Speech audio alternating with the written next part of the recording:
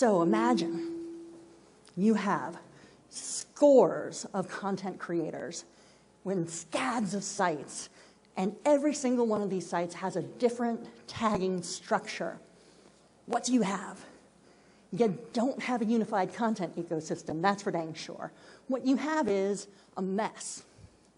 And that mess can look a lot like this, where individual sites and content owners have bundled up pieces of content to create specific meanings that usually hang together pretty well in those tied together units.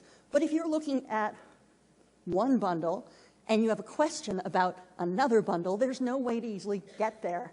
These, by the way, are quotation slips that were used to create the Oxford English Dictionary. That's how it went together.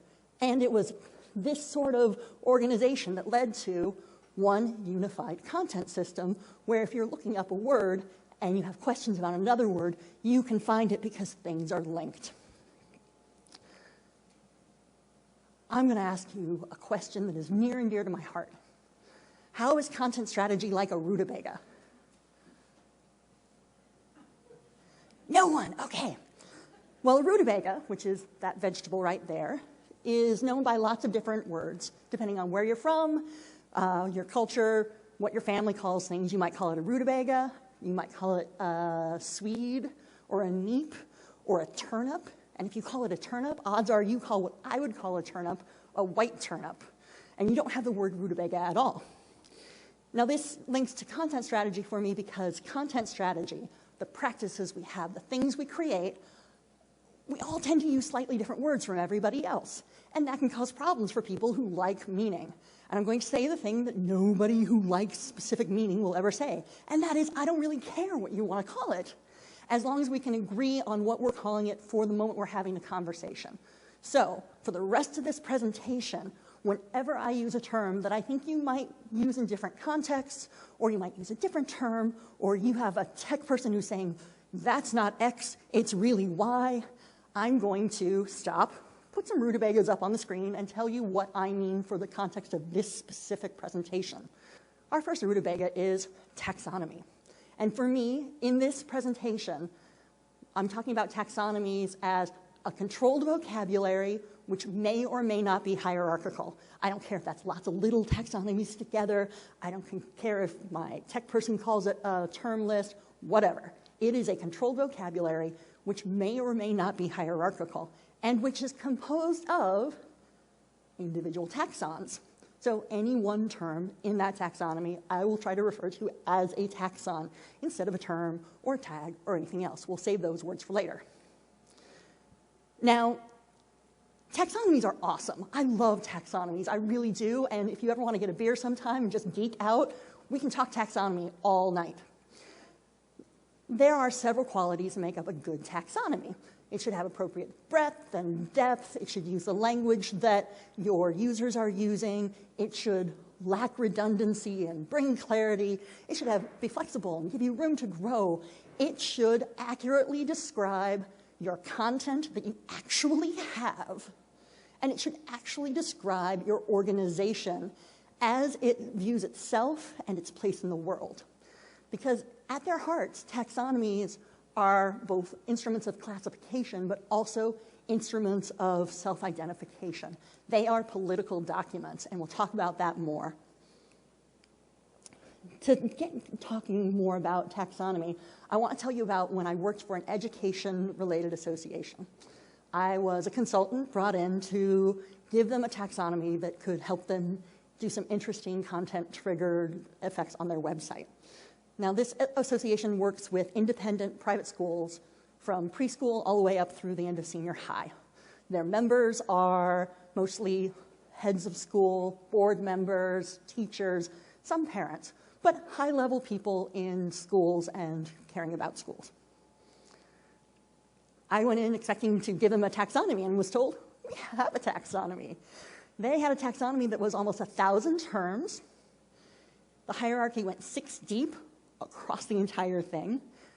1/5 of the taxons had 1 or fewer pieces of content actually using the term, and 38% had 5 pieces of content or fewer.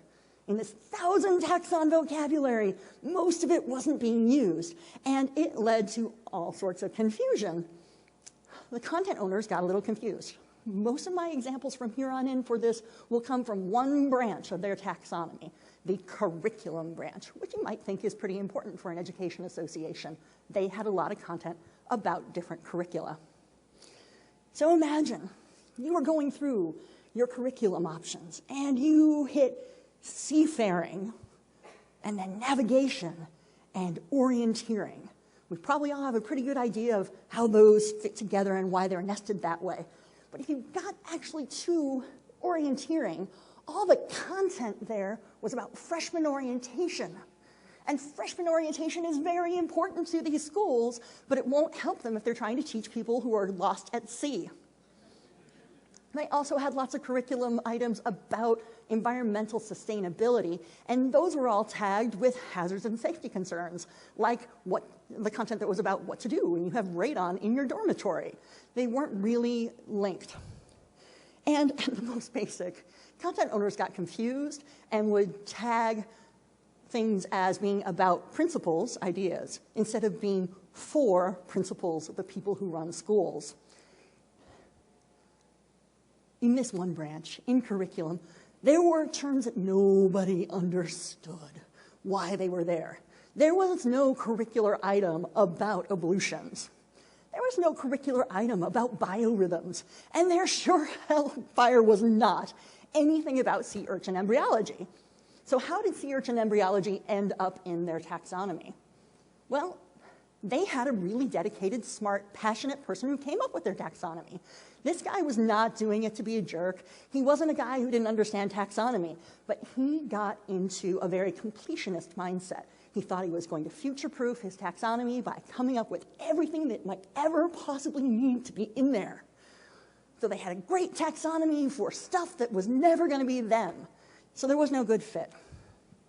I came on board, I took what worked in their taxonomy, stripped out everything else, got down to a much, much more streamlined taxonomy that had about 230 taxons total.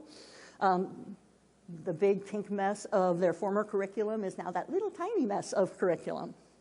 And it was shiny, and it had great promise, and everybody on the team was excited, and we launched.